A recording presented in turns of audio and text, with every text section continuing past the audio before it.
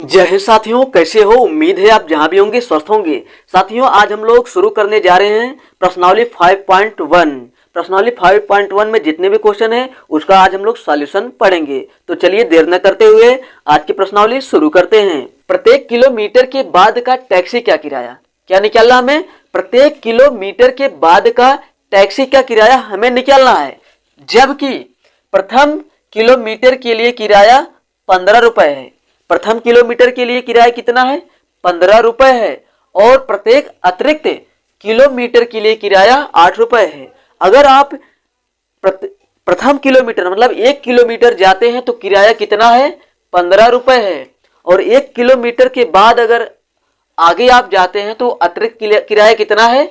8 रुपए है। तो इस सिचुएशन को हम लोग पढ़ेंगे और श्रृंखला बनाएंगे और उसे देखेंगे क्या हुआ श्रृंखला समांतर श्रेणी में है या नहीं है। तो यहाँ पर क्या लिखा गया है? प्रथम किलोमीटर के लिए किराया कितना है?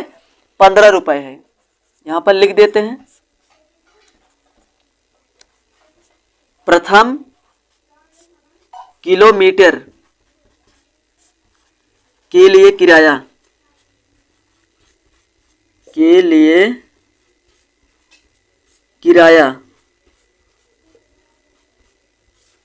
किराया हम इसे ए मान लेते हैं। ए बराबर कितना है? 15 रुपए है। कितना है? 15 रुपए है। प्रथम किलोमीटर के लिए किराया कितना है? 15 रुपए है। मतलब यह 1 किलोमीटर का किराया है। अगर आप 1 किलोमीटर के अतिरिक्त जाते हैं तो आपको अतिरिक्त किराया देना है। कितना देना है? 8 रुपए देना है। तो दूसरे किलोमीटर के लिए किराया, दूसरे किलोमीटर के लिए किराया क्या हो जाएगा? A2 बराबर प्रथम किलोमीटर के लिए 15 है, तो आगे जब 1 किलोमीटर और जाएंगे तो 8 रुपए अतिरिक्त देना है। 15 प्लस 8 रुपए कितना हो गया? 23 रुपए। 23 रुपए ये दूसरे किलोमीटर का किराया हो गया। इसी प्रकार तीसरे किलोमीटर का किराया, तीसरे किलोमीटर का किराया कितना हो जाएगा? A3 बराबर कितना मिल जाएगा? 23 प्लस 8 रुपए बराबर 31 रुपए। कितना हो गया? 31 रुपए। क्योंकि जब 1 किलोमीटर और गए तो 8 रुपए और दिए, तो 2 किलोमीटर चले गए तो 1 किलोमीटर और जाएंगे, कितना हो जाएगा? 3 किलोमीटर, तो 8 रुपए और दे देंगे। कि कितना मिल गया? 31 रुपए हो गया। तो श्रृंखला हमें क्या मिल गया है? 15, 23, 31। एक और ले लेते हैं चौथे किलोमीटर के लिए किराया। चौथे किलोमीटर के लिए किराया A4 मान लेते हैं। A4 बराबर कितना मिल गया? 31 प्लस 8 बराबर 39 रुपए। 39 रुपए। ये जो किराए की श्रृंखला आया है हम इसे लिख देते हैं एक लाइन में। ये श्रेणी बन गया है ना, श्रेणी बन गया है। यहां हम इसे लिख देते हैं। क्या मिला है हमें? पहले 15, 23, 31, 15, 23, 31, 39 डॉट डॉट सो ऑन। आगे भी ये चलता है क्योंकि अगर आगे जाएंगे तो किराया बढ़ता जाएगा। साथियों, ये जो किराए का जो सूची आया है, किराए की जो श्रृंखला आया है, ये श्रृंखला समांतर श्रेणी में है या नहीं हमें बताना है। तो कैसे बताएंगे? दो क्रमागत पदों के बीच अंतर निकालेंगे, जिसे सार्वंतर कहते हैं। तो D बराबर निकालेंगे 23 माइनस 15, 23 माइनस 15 कितना मिल गया? 8 मिल गया। अब 31 माइनस 23, 31 माइनस 23 कितना मिल गया? 8 मिल गया। अब 39 माइनस 31, D बराबर 39 माइनस 31 कितना मिल गया? 8 मिल गया। तो साथियों देख पा रहे हैं हम लोग यहाँ पर सार्वंतर समान आ रहा है, इसलिए उपर्युक्त श्रेणी समांतर श्रेणी है। क्या है? उपर्युक्त श्रेणी समांतर श्रेणी है। ये रहा पहला क्वेश्चन। आई होप आप लोग इस क्वेश्चन को समझ गए होंगे। अब साथियों हम लोग क्वेश्चन नंबर 2 को हल करते हैं। क्वेश्चन नंबर 2 आप लोगों के सामने है। इस सिचुएशन को पढ़कर हम लोग एक श्रृंखला बनाएंगे और देखेंगे क्या वह श्रृंखला समांतर श्रेणी में है। यहाँ पर लिखा गया है किसी बेलन में उपस्थित हवा की मात्रा, कोई बेलन है, बेलन मतलब सिलेंडर, उसमें जो हवा की मात्रा है, हवा की मात्रा मतलब बेलन के अंदर जो हवा है उसका क्या है, वही आयतन है, क्या है, आयतन है। और आगे लिखा है जबकि हवा निकालने वाला पंप प्रत्येक बार बेलन की शेष हवा का 1/4 भाग बाहर निकाल देता है। मतलब एक बार जो पंप है हवा को निकाल दे रहा है, जितना हवा बच जा रहा है दोबारा से 1/4 भाग निकाल दे रहा है, फिर जो बचा है फिर 1/4 भाग निकाल दिया है। लेकिन हमें पता नहीं है बेलन के अंदर कितना हवा है, बेलन के अंदर कितना हवा है, आयतन कितना है, हमें नहीं पता है। तो हम इसे मान लेते हैं, क्या मान लेते हैं, माना बेलन के अंदर जो हवा है वही उसका क्या है, आयतन है। तो माना V1 बराबर 1। आप 1 के स्थान पर 100 भी मान सकते हैं, 50 भी मान सकते हैं, 4, 6, 10 कुछ भी मान सकते हैं। हम यहाँ पर V1 बराबर मान लिए 1। बेलन के अंदर जो हवा है उसका आयतन कितना हमने मान लिया, V1 बराबर 1 मान लिए। अब कंडीशन क्या है, जबकि हवा निकालने वाला पंप प्रत्येक बार बेलन की शेष हवा का 1/4 भाग निकाल देता है। प्रारंभ में जब हवा कितना मान लिए 1 है, तो 1 का हवा निकालने वाला पंप 1/4 भाग निकाल देता है। कितना निकाल देता है, 1/4। तो यहां निकाल देते हैं, निकाली गई हवा, निकाली गई हवा, निकाली गई हवा, कुल हवा कितना है माने थे 1, और इसका 1/4, इसका 1/4 भाग हवा बाहर निकले। कितना हवा बाहर निकला, 1/4। तो हवा कितना बचा, यहां लिखेंगे बची हुई हवा, बची हुई हवा, बची हुई हवा। कितना हवा बची है उसे मान लेते हैं V2।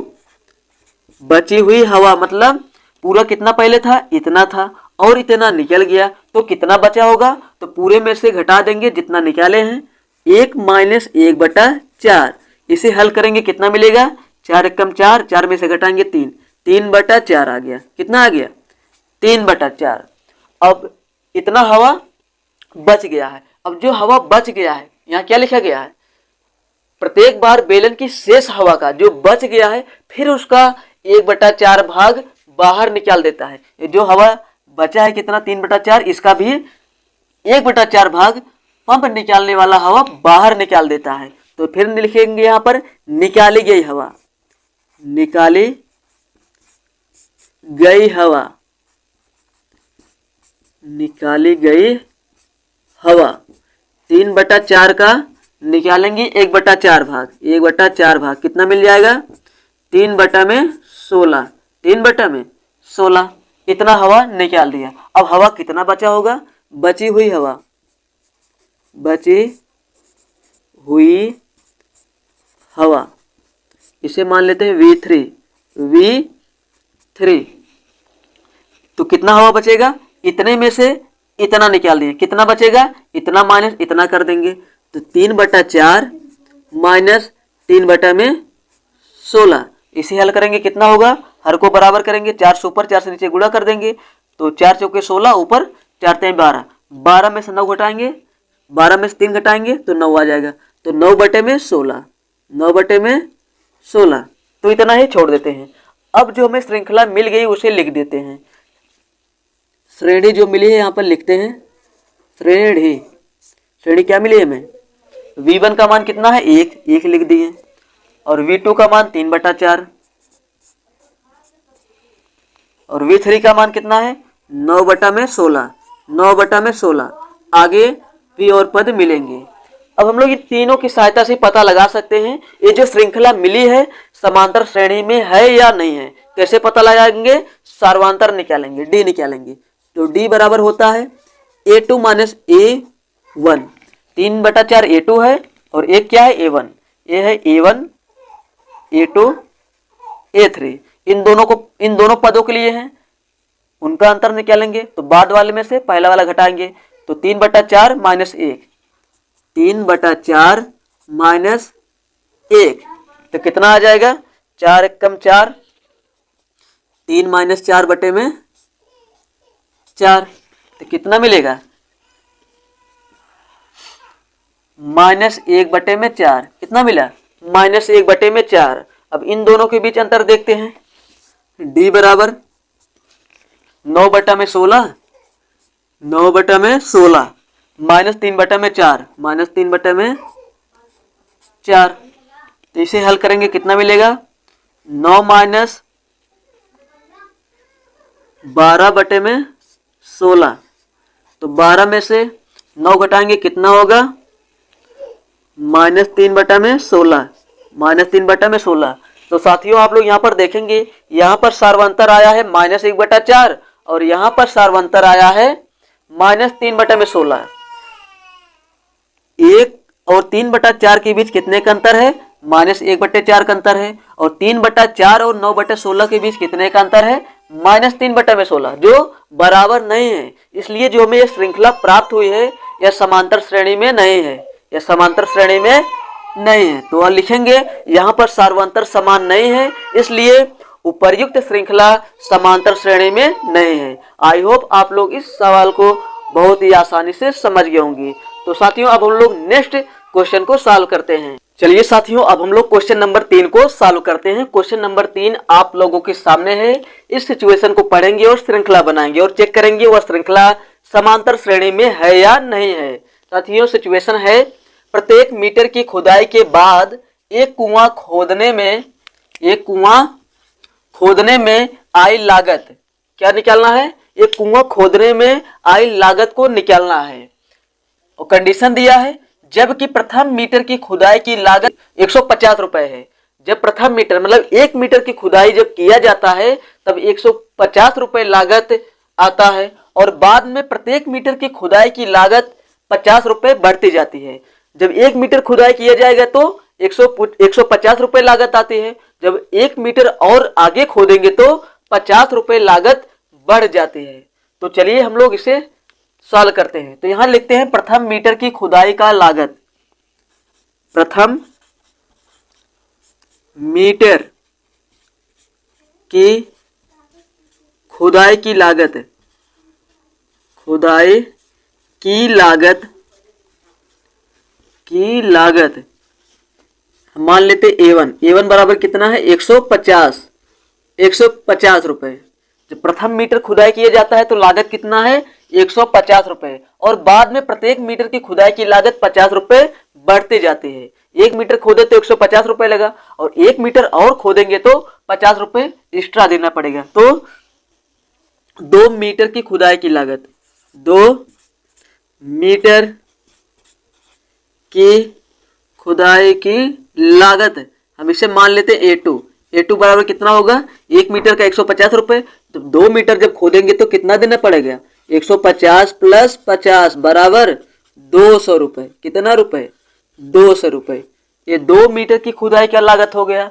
अब आगे जब 1 मीटर और खोदेंगे तो 3 मीटर हो जाएगा, तब 50 रुपए और देना पड़ेगा। तो यहां लिखेंगे 3 मीटर की खुदाई का लागत कितना होगा, मान लेते हैं A3 बराबर कितना हो जाएगा 200 प्लस 50, 200 प्लस 50।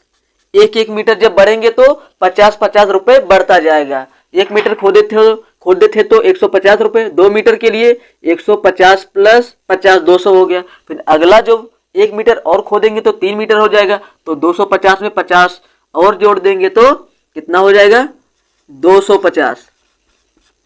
200 में कितना जोड़ दिए, 50 जोड़ दिए, हो गया 250। तो इससे हमें श्रृंखला मिल जाएगी, 3 मिल गया A1 A2 A3। इसे हम श्रृंखला बना देते हैं। यहाँ हम लिखते हैं श्रेणी क्या मिली हमें, पहले मिला 150 प्रथम मीटर की खुदाई का लागत और दूसरे मीटर की खुदाई का लागत 200 रुपए और तीसरे मीटर की खुदाई का लागत 250 रुपए और डाट चलता रहेगा। और चौथे मीटर के लिए क्या होगा, 50 रुपए और देना पड़ेगा, तो कितना हो जाएगा 300। कितना हो गया 300। अब ये चलता रहेगा। अब ये श्रेणी बन गई है। अब साथियों इसे चेक करके हम बताएंगे क्या यह श्रेणी समांतर श्रेणी है या नहीं है। कैसे पता लगाएंगे, बहुत ही आसान है।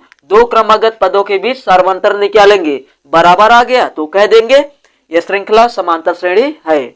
तो देखिए यहाँ पर निकालते हैं सार्वंतर, D बराबर निकालेंगे, इन दोनों पदों को लेते हैं तो बाद में से पहला वाला घटा देंगे।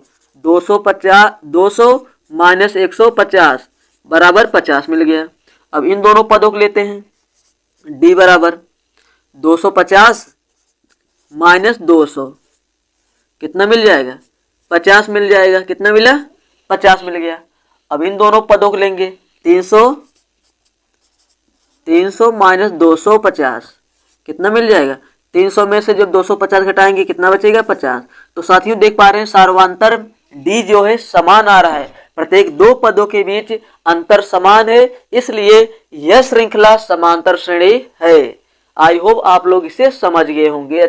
चलिए साथियों, अब हम लोग क्वेश्चन नंबर 1 के लास्ट क्वेश्चन को सॉल्व करते हैं। यहाँ पर क्वेश्चन में कह रहा है खाते में प्रत्येक वर्ष का मिश्रधन क्या निकालना में, हमें खाते में प्रत्येक वर्ष का मिश्रधन निकालना है, जबकि 10,000 रुपए की राशि 8% वार्षिक ब्याज की दर से चक्रवृद्धि ब्याज पर जमा की जाती है। जो मिश्रधन है वह हमें निकल कर आएगा, पहले वर्ष का, दूसरे वर्ष का, तीसरे वर्ष का और चौथे वर्ष का निकालेंगे, और जो मिश्रधन आएगा वह मिश्रधन समांतर श्रेणी में होगा या नहीं होगा ये पता लगाएंगे हम। सबसे पहले हम क्या निकालेंगे, मिश्रधन निकालेंगे। कैसे निकाला जाता है, आप लोगों को यहाँ पर दिया है ये जो राशि है 10,000, यह मूलधन, मूलधन को पी से दिखाते हैं, और जो दर दिया है 8%, आर बराबर दिया है 10%। तो मिश्रधन बराबर होता है ए बराबर पी, ए बराबर पी 1 प्लस आर बटे में 100, 1 प्लस आर बटे में 100 पावर में एन। पी क्या है, मूलधन, आर है दर और एन है समय। तो सबसे पहले हम निकालेंगे पहले वर्ष के लिए मिश्रधन। तो पहले वर्ष के लिए मान लेते A1, A1 बराबर कितना मिल गया, पी का मान रख देते हैं 10,000, 1 2 3 4, 1 प्लस आर का मान कितना है 8 बटे में 100, और पहले वर्ष के लिए निकाल रहे हैं तो n का मान 1, n का मान 1, इसे जब आप लोग हल करेंगे तो मिल जाएगा 10,800। कितना मिल गया, 10,800। ये पहले वर्ष का मिश्रधन हो गया। और दूसरे वर्ष का मिश्रधन हम निकाल लेते हैं, A2 बराबर 10,000, 1 प्लस 8 बटे में 100, 8 बटे में 100 पावर में 2, क्योंकि दूसरे वर्ष के लिए निकाल रहे हैं तो n के स्थान पर 2 रख दिया। अब इसे जब हल करेंगे मिल जाएगा आपको 11,664, हमने इसे कैलकुलेट कर रखा है। तो तीसरे वर्ष के लिए मिश्रधन 10,000, 1 प्लस 8 बटे में 100 पावर में 3, तीसरे वर्ष के लिए हो जाएगा। इसे जब आप लोग हल करेंगे आपको मिल जाएगा 12,597.12, ये हो गया तीसरे वर्ष का मिश्रधन। अब 3 मिल गया, इन तीनों की सहायता से हम श्रृंखला बना देते हैं। तो श्रेणी क्या मिल जाएगा हमें, श्रेणी मिलेगा 10,800, 11,664, 12,597.12, ये डॉट डॉट है। चौथे वर्ष का आगे, पांचवें वर्ष का आगे मिलेगा। तो 3 पद हमें मिल गए, इन तीनों पदों की सहायता से हम लोग निकाल पाएंगे यह श्रृंखला समांतर श्रेणी में है या नहीं है। तो 10,800 और 11,664 के बीच अंतर निकालेंगे, और उसके बाद क्या निकालेंगे 12,597.12 और 11,664 के बीच अंतर निकालेंगे। अगर अंतर समान आएगा तो हम कहेंगे यह श्रृंखला समांतर श्रेणी में है। इसमें अंतर समान नहीं आएगा, इन दोनों के बीच अंतर समान नहीं आएगा, और इन दोनों के बीच अंतर समान नहीं आएगा, क्योंकि यहाँ पर दशमलव में है, यहाँ दशमलव नहीं है, तो अंतर समान नहीं आएगा। इसलिए यह जो श्रृंखला प्राप्त हुई है, मिश्रधन का जो श्रृंखला यहाँ पर प्राप्त हुआ है, यह समांतर श्रेणी में नहीं है। क्यों नहीं है, क्योंकि सार्वंतर समान नहीं आएगा। आई होप आप लोग इस क्वेश्चन को समझ गए होंगे। अब साथियों हम लोग क्वेश्चन नंबर 2 की तरफ बढ़ते हैं। चलिए साथियों, अब लोग क्वेश्चन नंबर 2 को सॉल्व करते हैं। क्वेश्चन नंबर 2 आप लोगों के सामने है, कह रहा है एपी का प्रथम 4 पद ज्ञात कीजिए, और 2 कंडीशन हमें दिया है, प्रथम पद दिया है और सार्वंतर दिया है। प्रथम पद और सार्वंतर की सहायता से समांतर श्रेणी के प्रथम 4 पद को हमें निकालना है। कैसे निकालेंगे, इसके लिए 2 तरीके हैं। या तो आप लोग ए और डी का मान समांतर श्रेणी के सामान्य रूप में रख देंगे। समांतर श्रेणी का सामान्य रूप होता है A plus D A plus 2d, A plus 3d, A plus 4d, ये क्या होता है? समांतर श्रेणी का सामान्य रूप होता है। अगर आप लोग इस वैल्यू को यहां पर रखेंगे तो समांतर श्रेणी का 4 पद मिल जाएगा। 4 पद हमें चाहिए तो मिल जाएगा, 1 2 3 4 5, हमने यहाँ 5 रख दिया है।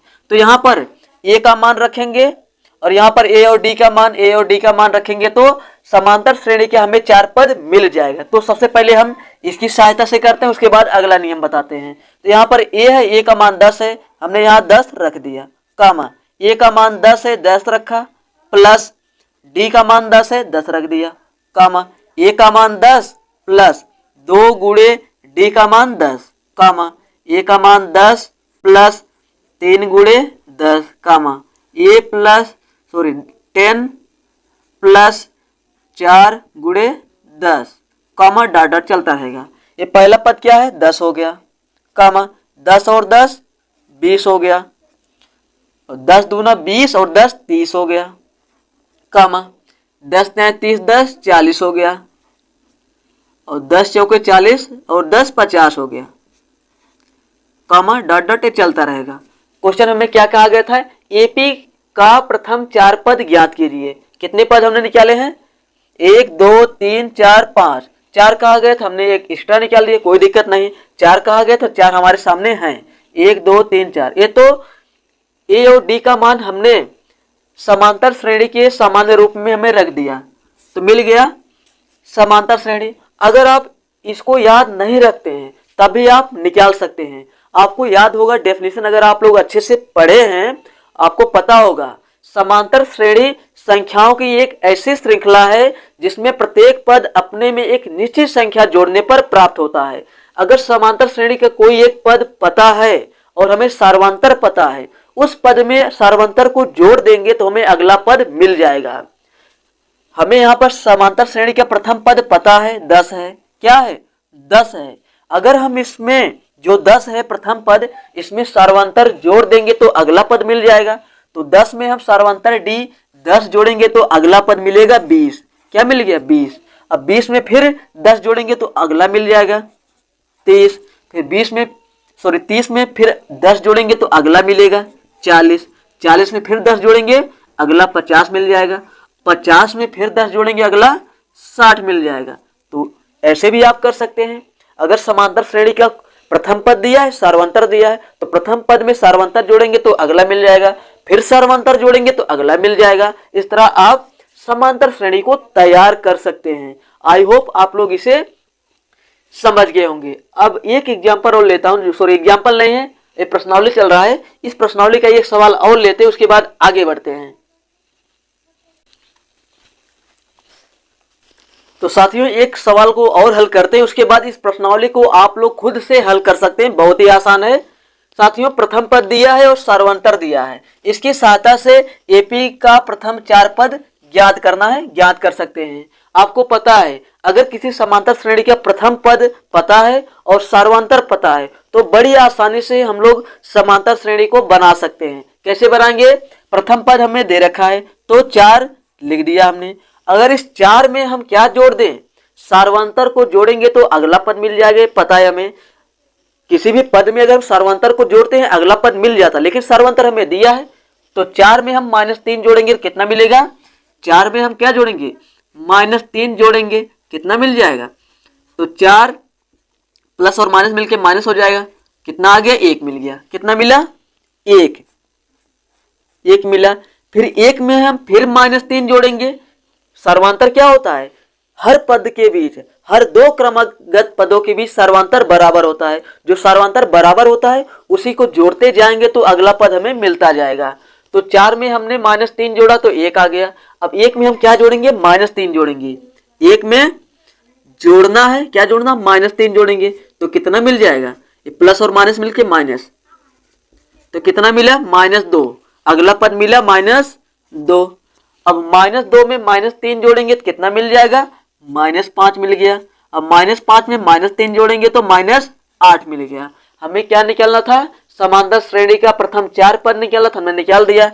1 2 3 4, एक एक्स्ट्रा निकल गया तो कोई दिक्कत नहीं है। इस तरह आप लोग प्रथम पद और सर्वांतर दिए रहने पर समांतर श्रेणी बना सकते हैं। आई होप आप लोग इन सभी क्वेश्चन को बहुत ही आसानी से समझ गए होंगे।